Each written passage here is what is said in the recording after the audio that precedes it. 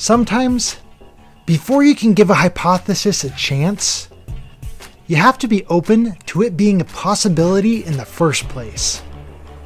When my confidence in NASA was shattered, that made it a lot easier for me to be open to the idea of the flat Earth. With that being said, I'm not here to ridicule and make rude remarks. I'm simply here because I want to share the evidence and allow you to see what I see. So let's get started. This first clip comes from an interview Buzz had with the physicist Brian Cox. Now let's listen carefully to what they talk about. I should ask, who is that a photograph of? I suppose it's a fairly obvious answer that it would be Buzz, given the conversation we're having. But it's probably the most famous picture from the surface of the moon, I would say. And many people say that's Neil Armstrong, but in fact, it's you and Neil in the reflection. So what's the story of that? It's probably the most iconic photograph in human history, actually. Neil was such an excellent photographer. See, I was walking along like this, and he said, "Hey, stop." So I stopped and looked at him, and he took the picture right away. And you can see parts, you can identify that I was just still moving a little bit. But people ask me because it's so well staged, and we call it the visor picture. Wait, what did he mean by that? Like, it's on a stage? Everyone, this is my daughter Alina joining us today. Hi. By the dictionary, that's exactly what the word means. But let's continue this clip and then we'll come back and talk about that. Because the reflection in the visor will show the landing craft, and it'll show the white-suited astronaut, Neil, that took the picture. And you can see my shadow moving out. So we call that the visor picture. But people have asked me, why is that such a perfect, an iconic picture? And I've got 3 words. Location, location, location.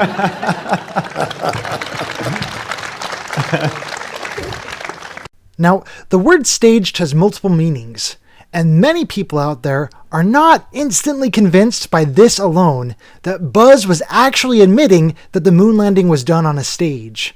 Since there's another definition that means the picture was well thought out or planned for a desired impression. But you heard Buzz talk about how the photo was taken. When you described Neil taking a picture, did that photo sound at all planned out to you? Or did it sound like it was a spontaneous, on-the-spot decision? Totally on the spot. Yeah, he was just walking along and then, "Hey, let me take your picture." Yeah, you definitely can't cut that planned out. Yeah, and this isn't the only time Buzz admits things. Let's go watch him in another interview and I'll show you what I mean. This next clip comes from an interview Buzz had on the talk show Conan. Presumptuous Buzz. Here. I can call you Buzz? Okay. That's a legal name. Passport, Okay. driver's license. And I am Uncle Coney tonight. Uncle Coney. Let's talk about this, because this is fascinating. I remember very clearly, I think anybody who was alive at the time does. I remember my parents waking me up, and we went down and we watched you guys land on the moon. No, which you was didn't. No, you didn't. What? Because there wasn't any television. There wasn't anybody taking a picture. You watched animation. Whoa, that's really strong. I know, right? There wasn't anyone taking the picture. You watched animation. That is pretty clear. It doesn't get any clearer than that. Well, actually, it does. Let me show you. But first, let's finish this clip, and then I want to show you something else. See, you associated what you saw with... I have very hazy memories. Yeah, I know. Well, no, but what we saw was we all were gathered around the old curved top radio and listened. Talking about, how many feet we were going to the left and right, and then I said, contact light, engine stop. It was and exciting. A few other things, and then Neil said, Houston, Tranquility Base, the Eagle has landed. Man, how about that? That was very exciting. Not a bad line. Yeah. This was... So he was just saying what they listened to on the radio, but they didn't actually see anything. And everyone was just trusting what they heard on the radio. That reminds me of a time I heard about when they played the story The War of the Worlds on the radio, and people started freaking out because they thought aliens were actually taking over the world. Oh yeah, I've heard about that.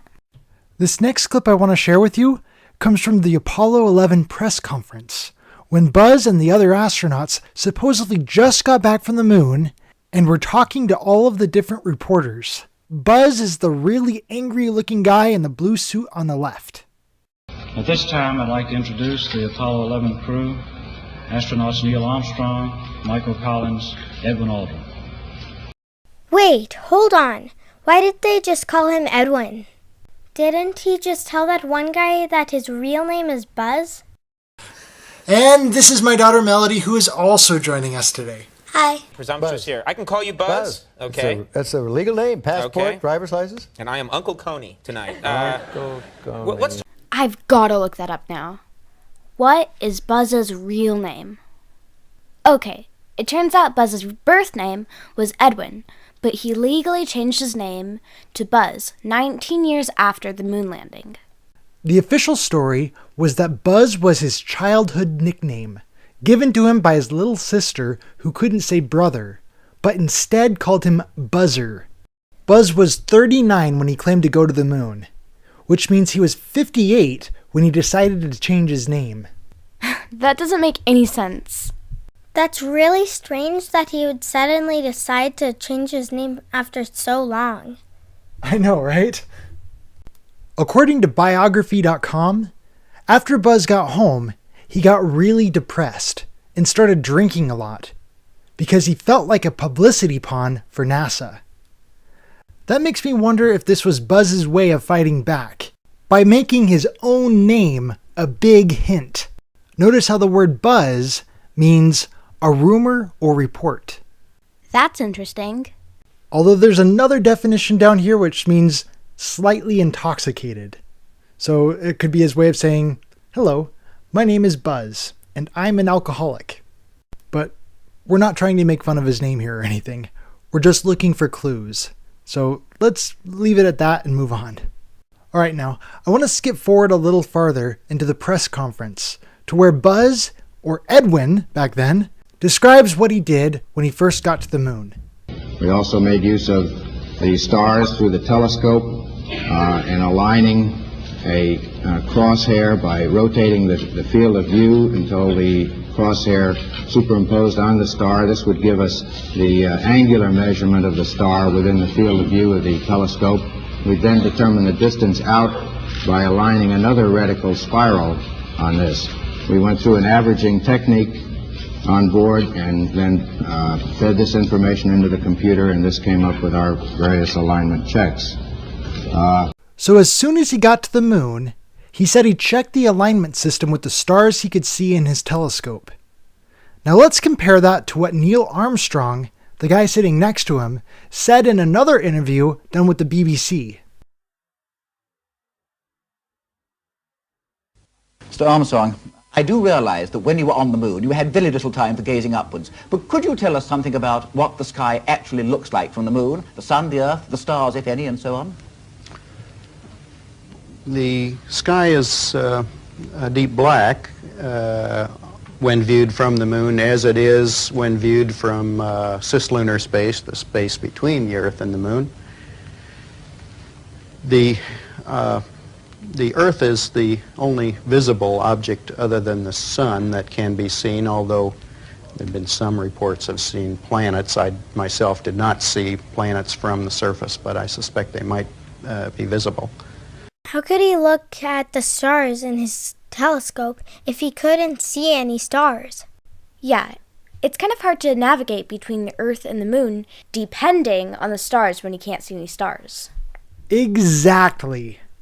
Something else people love to point out is just how incredibly bored each of them look throughout their meeting. This is their big day where they just got back from the moon and get to speak to all the different reporters. But none of them look very happy at all. Neil?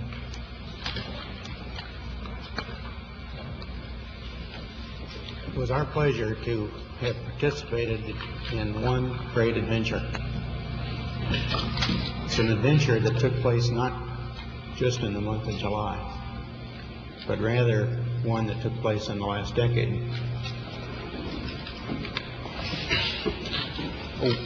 We all here and the people listening in today had the opportunity to share that adventure over its developing and unfolding in the past months and years. It's our privilege today to share with you some of the details of that final month of July that was certainly the highlight for the three of us of that decade. We're going to divert a little bit from the format of past press conferences and talk about the things that interested us most, in particular the things that occurred on and about the moon. We will use a number of films and slides which most of you have already seen, and with the intent of pointing out some of the things that we observed on the spot which may not be obvious to those of you who are looking at them here from the surface of Earth. Yeah, they look more like they're speaking at someone's funeral more than anything else. Maybe he doesn't look angry here. Maybe he's just really sad. You're right. They look really guilty here. Now let's compare that to a more recent video of Buzz when he was attending Donald Trump's announcement of the Space Force. To members of the Cabinet, distinguished members of Congress who join us, leaders in business and industry, honored guests, and especially 3 American astronauts who joins us today, Lieutenant Colonel David Wolf, Colonel Alvin Drew, and the second man on the moon, the legendary Colonel Buzz Aldrin. Welcome to the White House.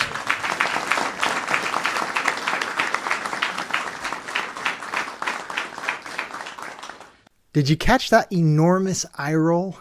Joins us today, Lieutenant Colonel David Wolf, Colonel Alvin Drew, and the second man on the moon, the legendary Colonel Buzz Aldrin. Welcome to the White House.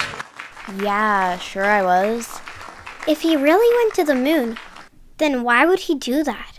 It doesn't just end there. He keeps making these interesting faces all throughout the entire speech. Today we're taking a crucial step to secure America's future in space by reviving the National Space Council after it has been dormant almost 25 years, if you can believe it.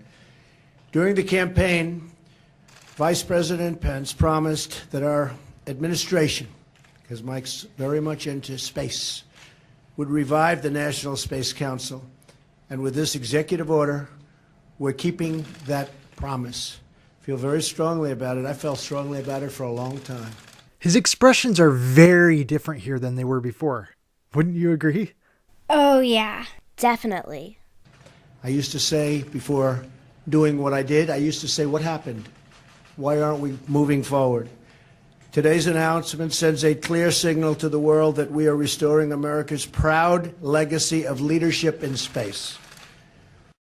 How would you describe what his expressions are saying here? He's like, it's kind of like he's saying that he didn't actually go to the moon, and he's just like, no, I didn't do that. There's a whole bunch of lies, but I'll go with it. The human soul yearns for discovery. By unlocking the mysteries of the universe, we unlock truths within ourselves. That's true. Our journey into space will not only make us stronger and more prosperous, but will unite us behind grand ambitions and bring us all closer together. Wouldn't that be nice? Can you believe that space is going to do that? I thought politics would do that. Well, we'll have to rely on space instead. Every launch into the skies is another step forward toward a future where our differences seem small against the vast expanse of our common humanity. Sometimes you have to view things from a distance in order to see the real truth. It is America's destiny to be at the forefront of humanity's eternal quest for knowledge and to be the leader amongst nations on our adventure into the great unknown. And I could say the great and very beautiful unknown. Nothing more beautiful.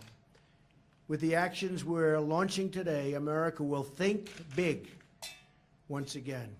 Important words. Think big. We haven't been thinking so big for a long time, but we're thinking big again as a country. Now watch as this guy walks up to Buzz and simply asks him to swear on the Bible that he walked on the moon. It isn't like he's asking him to do something really difficult here.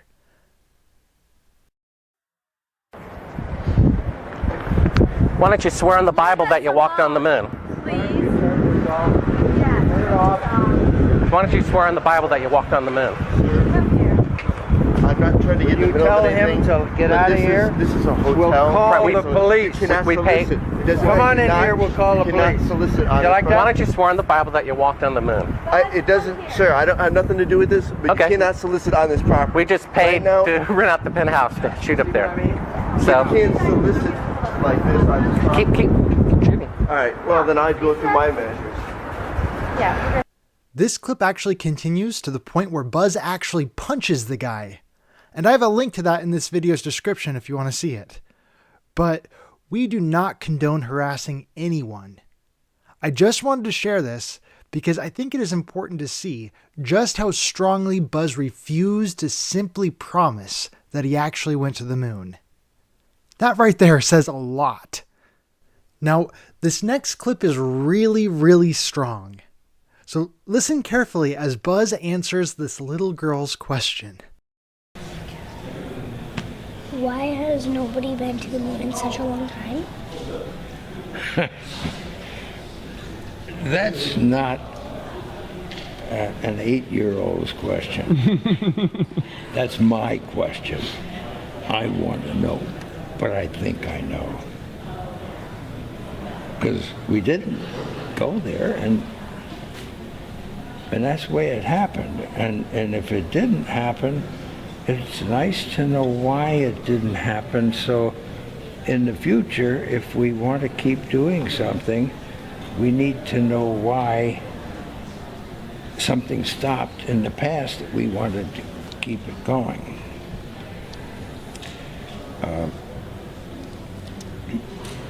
Whoa! Yeah, that's pretty clear. Especially after seeing all of those other videos. Buzz definitely seems to be our guy on the inside here, dropping us hints left and right that he didn't actually go. I mean, you just go to buzzaldrin.com, and what does it say one of his favorite pastimes is? Scuba diving! I wonder why. Though evidence that NASA lies does not prove that the Earth is flat, it certainly does open the door to accept the flat Earth as a possibility. This video is brought to you by the Flat Earth Institute of Science. Thanks for watching! When you are ready to give the flat Earth hypothesis a try, please come check out our playlist. We teach a whole course on that with over 100 individual lessons, with each one for the most part being under 15 minutes long.